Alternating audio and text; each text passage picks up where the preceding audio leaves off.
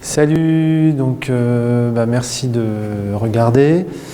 Donc moi ça fait une dizaine d'années que je peins des arbres, essentiellement en noir et blanc.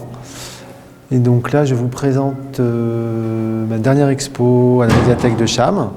Donc la plupart des pièces ont été réalisées spécialement pour cette expo en fonction de l'espace, puisque je comptais occuper les murs d'une manière conséquente. Donc il y a cette pièce-là qui est en 9 parties et une autre derrière là-bas qu'on verra après qui est une fresque de 7,50 m.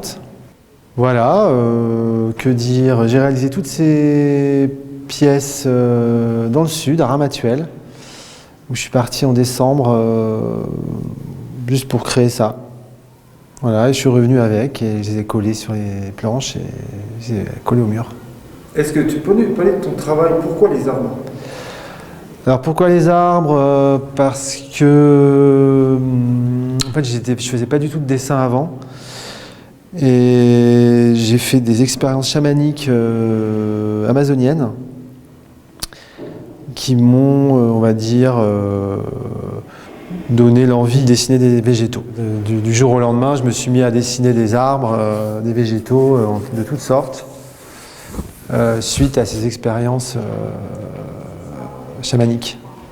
Et du coup, tu utilises quelle technique? Alors là, c'est exclusivement à l'encre de Chine, sur du papier arche, du papier canson, on peut appeler ça comme ça.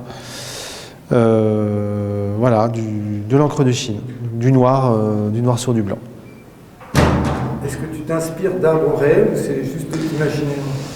Alors je m'inspire pas de photos ni de dessins, j'imagine un arbre dans ma tête et je le réalise ensuite et ça devient quelque chose de plus ou moins proche de ce que je voulais faire. Et tu fais pas du tout de couleur? Si, là-bas il y en a en couleur.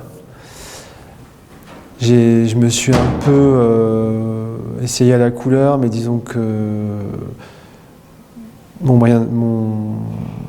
ma préférence est quand même le noir et blanc, enfin le noir sur du blanc. C'est comme ça que j'ai commencé, c'est un peu la base de mon travail, c'est ça. C'est plutôt noir quand même. Est-ce que depuis que tu as commencé, il y a une évolution ou tu restes toujours sur les mêmes sujets ou Alors, je dirais l'évolution naturelle, ça a été de faire des choses de plus en plus grandes, puisqu'au début, je faisais des petites choses. Plus ça va, plus je me donne la liberté de plus d'espace, donc de toiles plus grandes, de supports plus grands, quoi. Et ça, c'est lié aussi au fait que j'aime beaucoup faire du street art, donc dans la rue, et où là c'est des tailles énormes, 4 mètres, 5 mètres, 10 mètres, il n'y a pas de limite. Et c'est quasiment ce que je préfère, c'est être dehors sur un mur et être complètement libre de faire ce qu'on veut en termes d'espace. Tu travailles à vue ou tu prépares le dessin? Non, alors par exemple celui-là, on va dire que je savais ce que je voulais faire.